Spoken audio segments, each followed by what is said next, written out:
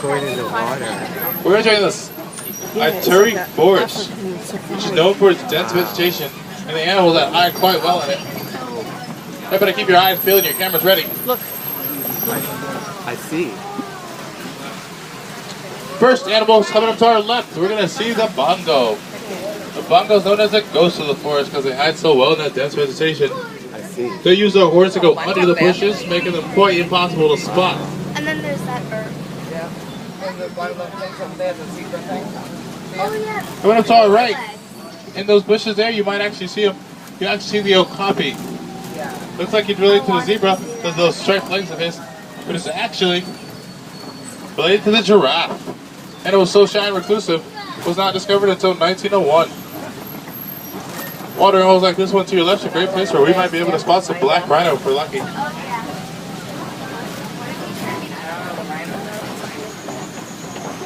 Let's hope that we can see some.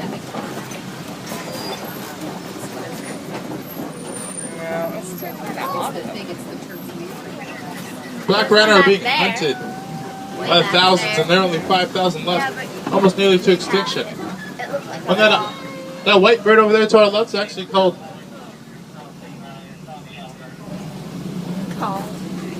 We've got the yellow-billed stork, who eat anything from fish to frogs to snakes to other birds.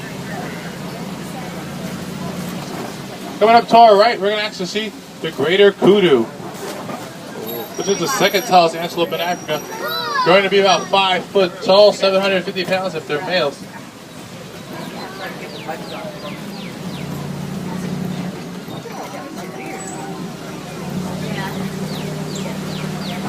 The males actually have great big horns that you can see if you look up at your animal spotting guide. We just put some food up for them. Hanging from the trees.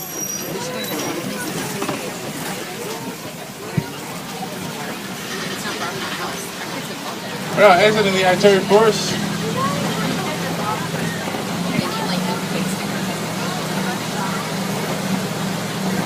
We're going to enter the Sapi River. Sapi. I don't know why they call it Sapi either. Sapi River is where we might be able to spot some Nile hippopotamus if we're lucky.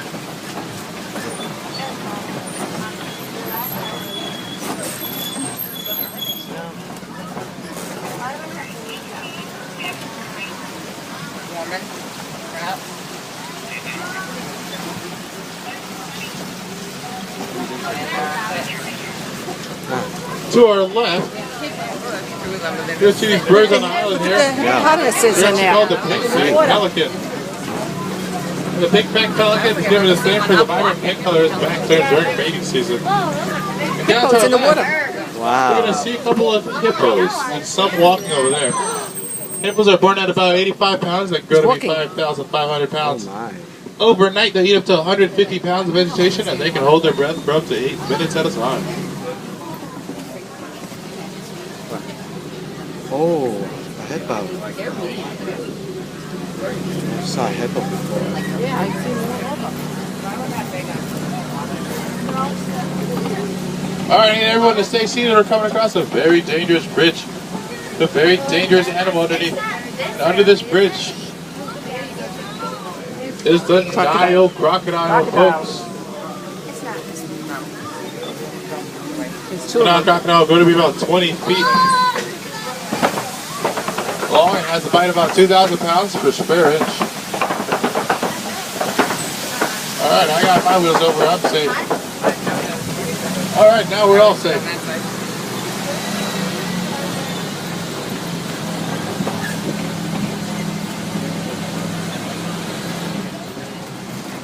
Now let's take a different ecosystem with completely different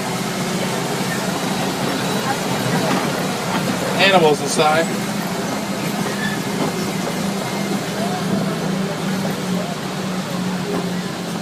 Even the vegetation is different. If you look to your right, there's a definition of different right there. That's the baobab tree. Oh my. The baobab tree is also known as the upside down tree for its root-like appearance at the top. They look like that for up to 9 months out of the year. Then it'll go regular foliage during the rest of the year during rainy season. This is my favorite view of the entire reserve, the Serengeti grasslands. It's like a super highway for migrating animals and home to some of our more popular animals such as lions, elephants, and giraffes. This is the Africa we're all trying to protect so dearly, everybody.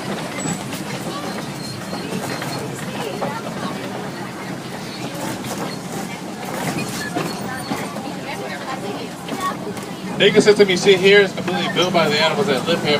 Elephants will bulldoze these trees right on down to get to the leaves at the top. Giraffes will work as pruning shears, nipping from the bottom of the canopies. Animals like antelope and zebra will eat this grass, allowing for new shoots to pop right up. And little nibblers like warthog and gazelle will trim up the rest. In a balanced ecosystem, there's enough food for everybody. And these rock-like formations that are popping up out of nowhere are actually called termite mounds. And they can be hard as concrete.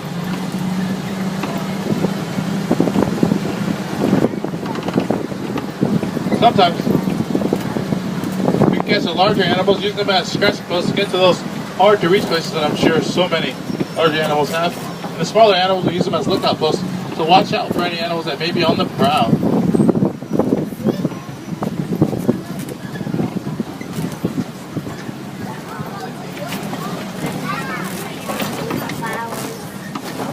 And coming up to our right,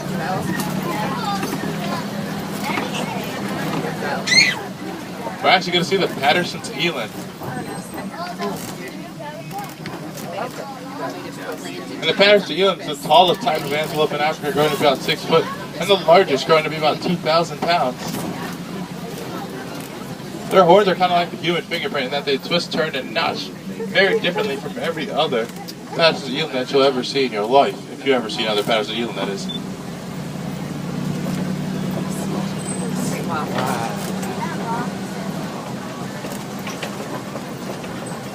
Oh my, a giraffe. All the way over there. You have to see some giraffes. Those are Maasai giraffe, folks. I'm doing it. And they're known for their irregular patterns.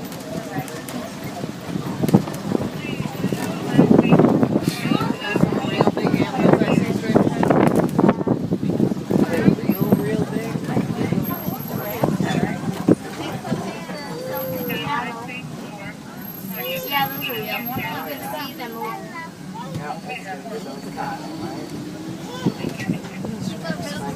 No, I've never seen one like that before. There's a giraffe. Oh, they were just caught. Did you hear them? That was actually a reticulated giraffe. They get their name because of their evenly spaced pattern, because it gets from the Latin root word reticulata, meaning net. Actually, the other one's a Maasai giraffe, known for its irregular pattern. Big. All the way over there in those trees there, you actually see an Encolti cattle. Those long horns, they grow to be about 6 foot long and 20 inches around. Coming up to our left, we're going to see another giraffe. Keep your cameras pointed to our left side. Trust me on this one. Pointing to the left side, I see him. Giraffes are the tallest animals, growing to be about 20 feet tall at their tallest. But they have the same amount of vertebrae in their necks as we do in ours, which is 7. 7 vertebrae in both our necks. That's a reticulated giraffe.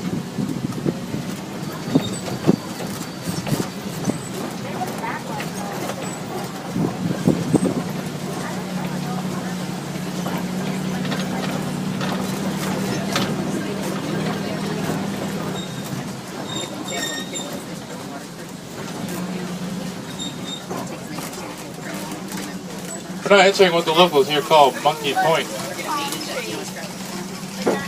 So a troop of banjo monkeys that decided to call it home here.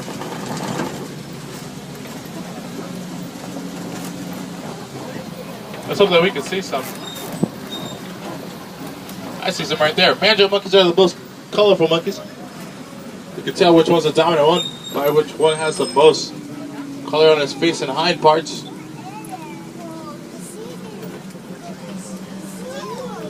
A group of mandrill monkeys is actually called a troop. That looks pretty. They're the heaviest monkeys in Africa, growing to be about 100 pounds each, if they're male.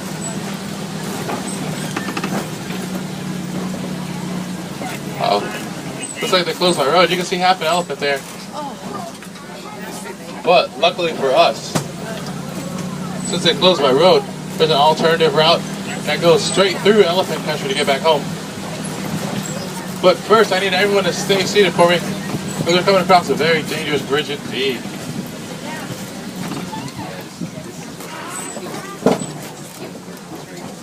So everybody, please stay seated for me.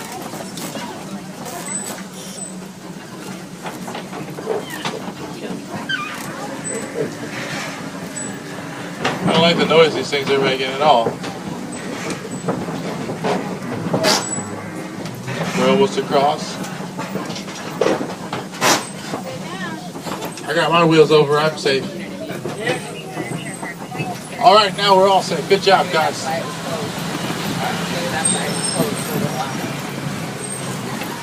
To our left, we're going to see a zebra. There's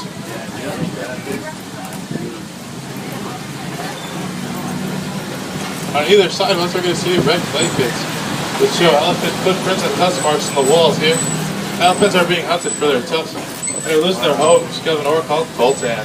Coltan's in our cell phones, laptops, and other electronic devices. So if we recycle these devices, this beautiful creature won't have to lose its home.